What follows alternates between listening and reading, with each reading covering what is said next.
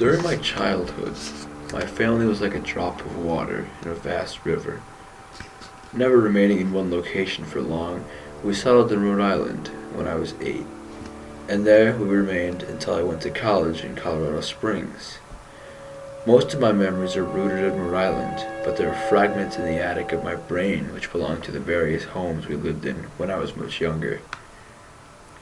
Most of these memories are unclear and pointless, chasing after another boy in the backyard of a house in North Carolina, trying to build a raft to float up the creek behind the apartment we rented in Pennsylvania, and so on.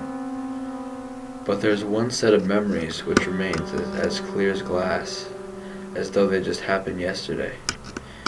I often wonder whether these memories are simply lucid dreams produced by the long sickness I experienced that spring, but in my heart, I know they are real.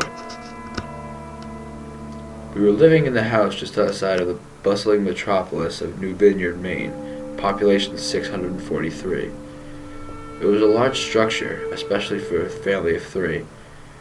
There was a number of rooms that I didn't see in the 5 months we resided there. In some ways, it was a waste of space, but it was the only house on the market at the time, at least within an hour's commute of my father's workplace. The day after my 5th birthday, attended by my parents alone, I came down with a fever. The doctor said I had been mononucleosis, which meant no rough play and more fever for at least another 3 weeks. It was horrible timing to be bedridden. We were in the process of packing our things to move to Pennsylvania, and most of my things were already packed away in boxes, leaving my room barren. My mother brought me ginger ale and books several times a day, and these served the function as being my primary form of entertainment for the next few weeks. Boredom always loomed just around the corner, waiting to rear its ugly head and compound my misery. I don't exactly recall how I met Mr. Widemouth. I think it was about a week after I was diagnosed with mono. My first memory of the small creature was asking him if he had a name. He told me to call him Mr. Widemouth because his mouth was large. In fact, everything about him was large in comparison to his body. His head, his eyes, his crooked ears, but his mouth by far was the largest. "He looks kind of like a Furby," I said, as he flipped through one of my books. Mr. Widemouth stopped and gave me a puzzled look. "Furby? What's a Furby?" he asked. I shrugged. "You know, the toy, the little robot with the big ears. You can pet him and feed him, almost like a real pet." "Oh," Mr. Widemouth resumed the activity. "You don't need one of those. They aren't the same as having a real friend." I remember Mr. Widemouth disappearing every time my mother came by to check in on me. "I lay under your bed," he later explained. "I don't want your parents to see me because I'm afraid they won't let us play anymore." We didn't do much during those first few days. Mr. Widemouth just looked at my books, fascinated by the stories and pictures they contained. The 3rd or 4th morning after I met him, he greeted me with a large smile on his face. "I have a new game we can play," he said. "We have to wait until your mother comes to check on you, because she can't see us playing it. It's a secret game." After my mother delivered more books and soda to me on the usual time, Mr. Widemouth slipped out from under the bed and tugged my hand. "We have to go to the room at the end of the hallway," he said.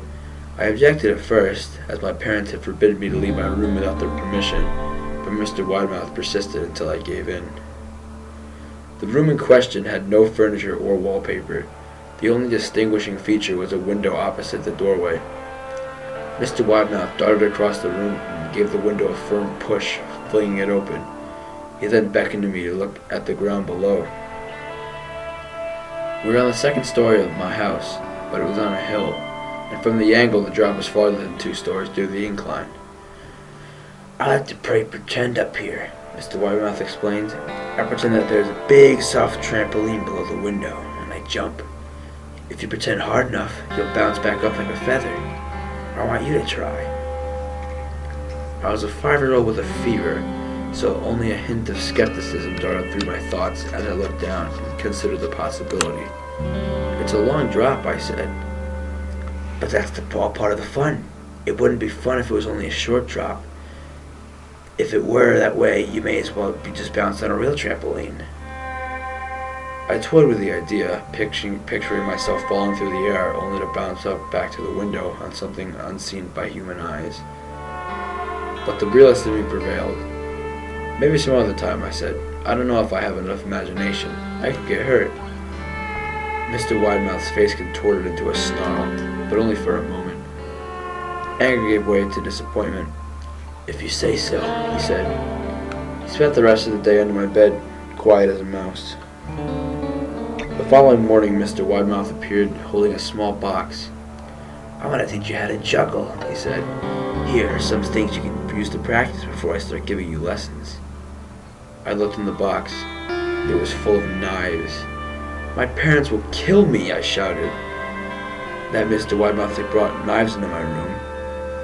Objects that my parents would never allow me to touch. I'll be spanked and grounded for a year. Mr. Widemouth frowned.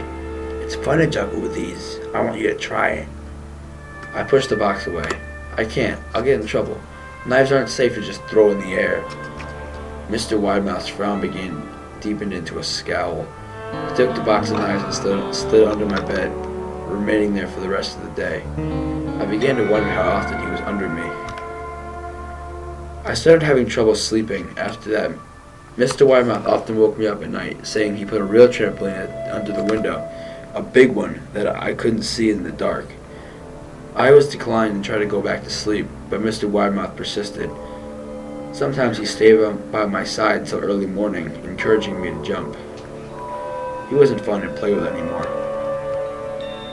My mother came in to me one morning and told me I had her permission to walk around outside. She thought the fresh air would do me good, especially after being confined in my room for so long. Ecstatic, I put on my sneakers and trotted out to the back porch, yearning for the feeling of sun on my face. Mr. Widemouth was waiting for me. I have something I want you to see, he said. I must have given him a weird look because he then said, It's safe, I promise. I followed him to the beginning of a deer trail which ran through the woods behind the house. This is an important path, he explained. I've had a lot of friends about your age. When they were ready, I took them down this path to a special place. You aren't ready yet, but one day I hope to take you there. I returned to the house, wondering what kind of place lay beyond the trail. 2 weeks after I met Mr. Widemouth, the last load of our things had been packed into a moving truck. I would be in the cab of the truck, sitting next to my father for the long drive to Pennsylvania. I considered telling Mr. Widemouth that I would be leaving, but I was only 5 years old. I was beginning to suspect that perhaps the creature's intentions were not for my benefit, despite what he said otherwise. For this reason, I decided to keep my departure a secret. My father and I were on the truck at 4 a.m. He was hoping to make it to Pennsylvania by lunchtime tomorrow, with the help of an endless supply of coffee and a 6-pack of energy drinks. He seemed more like a man that was about to run a marathon rather than one that was going to spend 2 days sitting still. Early enough for you? He asked. I nodded and placed my head against the window, hoping for some sleep before the sun came up. I felt my father's hand on my shoulder. This is the last move, son, I promise. I know it's hard for you, as sick as you've been. Once Daddy gets promoted, we can settle down, or you can make new friends. I opened my eyes as we backed out of the driveway. I saw Mr. Widemouth's silhouette in the bedroom window. He stood motionless until the truck was about to turn away onto the main road. He gave a pitiful little wave goodbye, steak knife in hand. I didn't wave back. Years later, I returned to New Vineyard. The piece of land our house stood on was empty, except for the foundation, as the house had burned down a few years after my family left. Out of curiosity, I followed the deer trail that Mr. Widemouth had shown me. Part of me expected him to jump out from behind a tree and scare the living bejesus out of me, but I felt that Mr. Widemouth was gone, somehow tired, to the house that no longer existed. The trail ended at New Vineyard Memorial Cemetery. I noticed that many of the tombstones belonged to children.